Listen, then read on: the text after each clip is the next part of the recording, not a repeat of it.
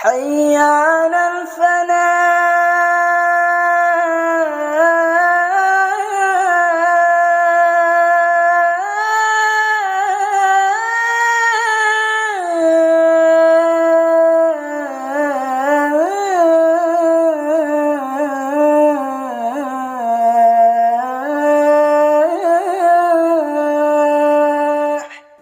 Bismillahirrahmanirrahim.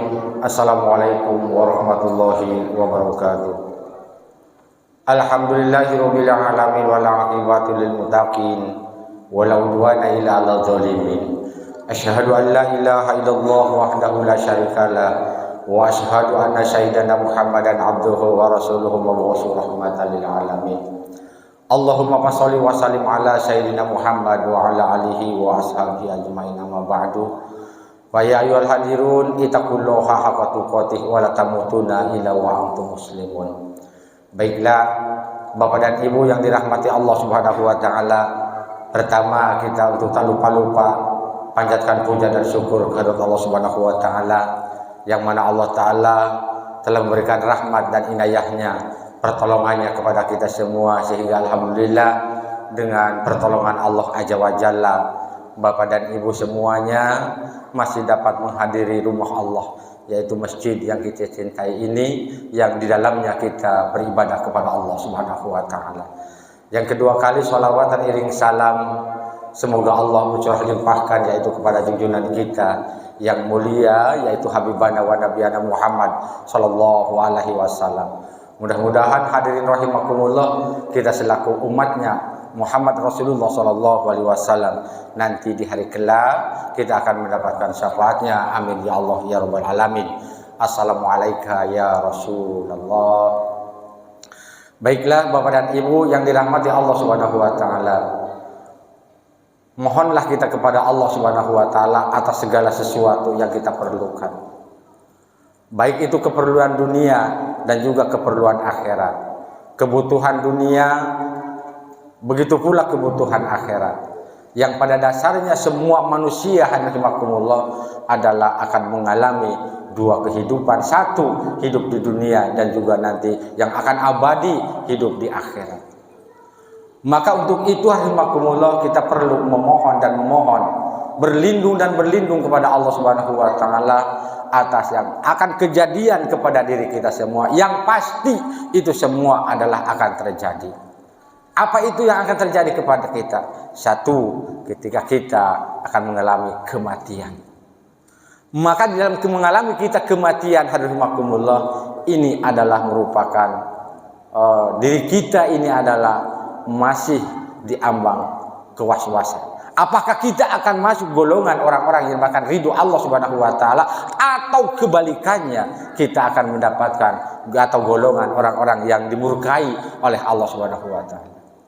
Maka dari itu kita memohon kepada Allah Subhanahu wa taala agar Allah Subhanahu wa taala melindungi diri kita dari jalan yang disesatkan oleh Allah Subhanahu wa taala, dan kita dimasukkannya kepada jalan yang lurus, yaitu iyyaka na'budu wa iyyaka nasta'in ihdinas shiratal mustaqim.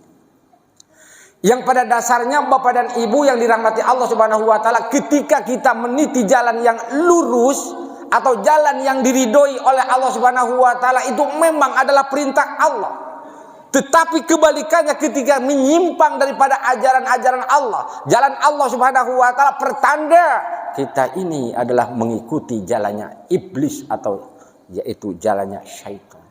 Yang pada dasarnya adalah syaitan itu adalah musuh bagi kita semua. Maka orang-orang yang beriman kepada Allah Subhanahu wa taala selalu memohon dan memohon agar dirinya dihindarkan oleh Allah Subhanahu wa taala, diberikan keselamatan. Keselamatan di mana? Keselamatan di dunia, keselamatan di akhirat, dihindarkan daripada azab api neraka. Ketika Allah Subhanahu wa taala memberikan kabar dalam Al-Qur'an, alladzina yaquluna rabbana innana amanna faghfir lana dunubana wa qina adzabannar.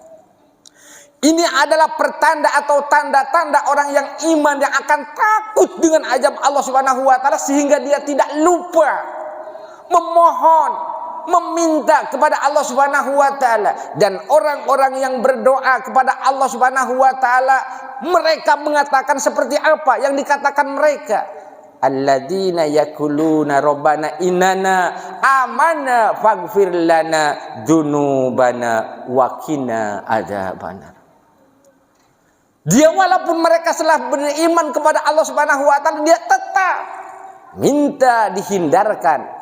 Dari apa dihindarkannya? Yaitu minta dihindarkan daripada azab api neraka. Mengapa demikian? Karena merasa dirinya tidak akan tahan menahan yaitu panasnya api neraka. Ini rahimakumullah. Maka yang tadi saya katakan, janganlah kita lupa memohon kepada Allah keselamatan. Keselamatan di mana? Keselamatan hidup kita di dunia, lebih-lebih keselamatan yaitu yang abadi, yaitu akhirat. Sebab yang tadi saya katakan ini, bahwa kita ini adalah akan mengalami kehidupan yang sangat lama atau kehidupan yang abadi. Maka disitulah kita rahimakumullah, yang tadi saya katakan, tergolong orang-orang yang mengatakan ridho Allah Subhanahu wa taala, atau tergolong kita orang-orang menyiapkan murka daripada Allah Subhanahu wa taala. Maka untuk itu rahimakumullah, janganlah kita lupa memohon, minta kepada Allah keselamatan dunia, keselamatan akhirat, dan minta kita dihindarkan kepada Allah daripada azab siksa api neraka. Sebab Rasul pun telah mengajarkan kepada kita, ista'id billah, ista'id billahi min adabil qabr. Mohonlah kamu perlindungan kepada Allah. Dari apa? Yaitu daripada azab kubur. Maka untuk itu rahimakumullah, mari kita sama-sama bersabar ketika kita menunaikan ibadah kepada Allah. Yang intinya kita, buah kesabaran kita, yakin Allah akan memberikan pahala yang berlipat ganda kepada kita. Seperti Allah Subhanahu wa taala, orang-orang yang bersabar ketika melakukan ibadah, bersabar ketika dia menghindari kemaksiatan. Walaupun kadang-kadang bentuk kemaksiatan itu adalah kemanisan, tetapi dia sabar meninggalkannya. Rela meninggalkannya kemaksiatan itu. Karena apa? Karena dia tahu atau mereka tahu bahwa suatu kemaksiatan itulah yang akan membawa dirinya kepada neraka. Maka as-sabirin, orang-orang yang mereka lah orang-orang yang bersabar. Sabar ketika kita berangkat mau menuju masjid. Sabar ketika kita mau berangkat sholat berjamaah. Sebab pada dasarnya Pak, ketika kita mau berangkat sholat berjamaah, bukan di situ tidak ada halangan, bukan di situ tidak ada rintangan.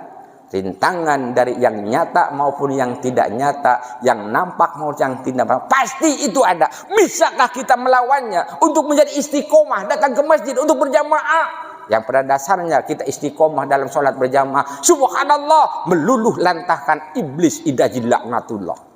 Maka dalam suatu cerita, Ibnu Abbas radhiyallahu an telah menceritakan bahwa Rasulullah sallallahu alaihi wasallam bertemu yaitu dengan iblis berbentuk manusia. Ketika ditanya, kenapa kamu datang ke sini?